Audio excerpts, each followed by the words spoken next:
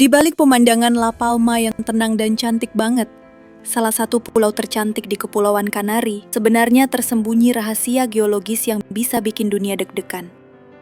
Bayangin aja, gelombang laut raksasa, tinggi ratusan meter, muncul dari tengah Atlantik, lalu menggulung pantai-pantai dari Afrika sampai Amerika.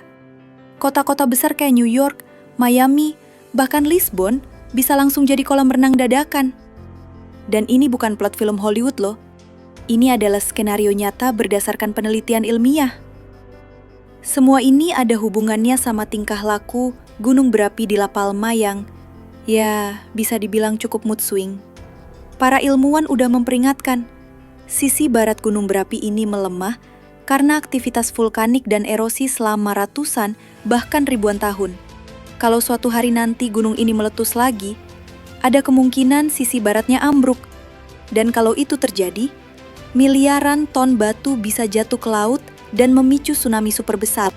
Gelombangnya tuh bisa cukup gede buat ngegambar ulang peta benua. Tapi apakah ini ancaman nyata? Emang bisa satu pulau kecil doang ngubah dunia?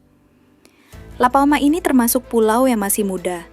Usianya baru 2 juta tahun yang terbentuk karena aktivitas vulkanik di dasar laut. Pulau ini dikuasai oleh gunung berapi bernama Cumbre Vieja yang membentang dari utara ke selatan. Dan daerah ini termasuk salah satu kawasan yang paling aktif secara geologis di dunia. Cumbre Vieja udah beberapa kali meletus. Tercatat, letusannya terjadi di tahun 1949, 1971, dan terakhir tahun 2021. Setiap letusan selalu disertai aktivitas gempa bumi yang lumayan intens. Ini menunjukkan bahwa gunungnya tuh kayak emosi Gen Z, labil banget. Letusan terakhir di tahun 2021 bikin kerusakan besar-besaran. Ribuan orang ngungsi, dan lanskap pulau ikut berubah. Tapi yang bikin La Palma ini makin menarik sekaligus menyeramkan tuh adalah struktur pulau bagian baratnya yang super nggak stabil. Kenapa sisi barat pulau ini lemah? Ternyata lereng barat pulau ini curam banget karena proses pembentukan vulkanik yang super cepat. Jadi gampang banget longsor karena pengaruh gravitasi. Selain itu, batuan vulkaniknya juga udah banyak yang lapuk. Soalnya selama ribuan tahun, batu ini terus kena air hujan, air tanah, bahkan air laut yang menyusup lewat celah. Akhirnya struktur batunya jadi rapuh. Belum lagi kalau ada gempa bumi, dataran dari dalam tanah bisa bikin retakan-retakan yang makin melemahkan struktur lereng ini. Berdasarkan data dari inti sedimen di dasar laut sekitar Kepulauan Kanari, ternyata emang pernah terjadi longsor raksasa di masa lalu. Contohnya adalah pulau tetangganya, El Hierro. Pulau itu pernah ambruk sebagian dan meninggalkan puing-puing besar di dasar laut. Jadi kejadian kayak gini bukan hal baru, bro. Sekarang balik ke La Palma. Berdasarkan konfigurasi geologi saat ini, sisi barat Cumbre Vieja memang sedang bergerak, pelan-pelan tapi pasti. Letusan tahun 1949 jadi bukti awal. Waktu itu muncul retakan sepanjang 2 km di sisi barat. Dan para ahli geologi melihat ada bagian yang bergeser ke bawah dan keluar. Bukan pertanda baik. Dari sinilah muncul hipotesis tsunami raksasa. Istilah kerennya mega tsunami. Prediksi ini mulai populer lewat sebuah studi tahun 2001 dari 2 ahli geologi, Stephen N. Ward dan Simon Day. Mereka bikin model simulasi.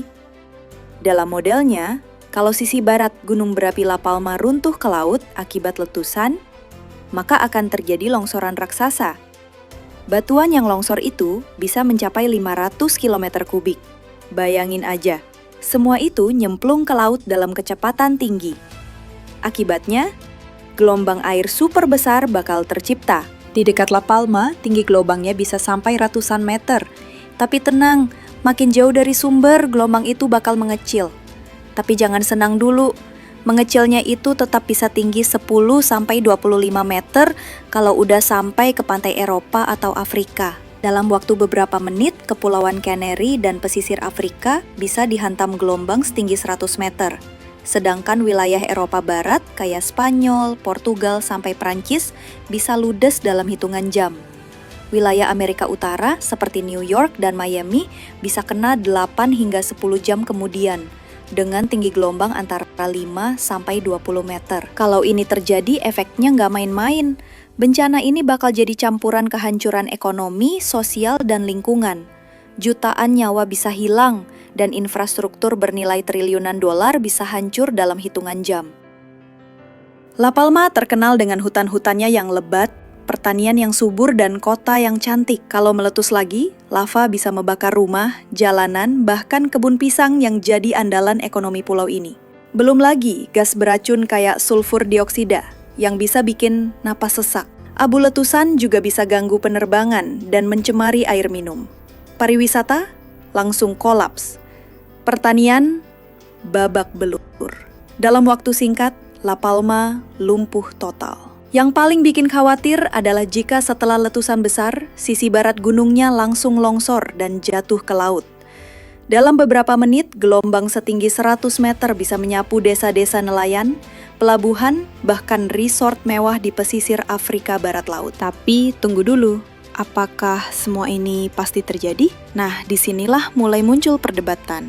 Banyak ilmuwan yang bilang model dari tahun 2001 itu terlalu berlebihan. Katanya volume material yang mungkin runtuh itu sebenarnya nggak sebesar itu. Jadi skala tsunami-nya pun kemungkinan lebih kecil dari yang dibayangkan. Ada juga yang berpendapat, kalaupun longsor terjadi, nggak bakal langsung jebret sekali besar. Bisa jadi secara bertahap dalam beberapa bagian kecil. Dan kalau kayak gitu, efek tsunami-nya bisa lebih ringan. Gelombang juga kehilangan energi seiring perjalanannya melintasi samudra.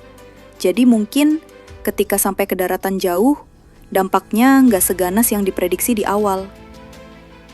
Meskipun bukti ada bahwa keruntuhan lereng pernah terjadi, belum ada bukti kuat bahwa itu memicu tsunami raksasa seperti yang diperkirakan oleh Ward dan Day.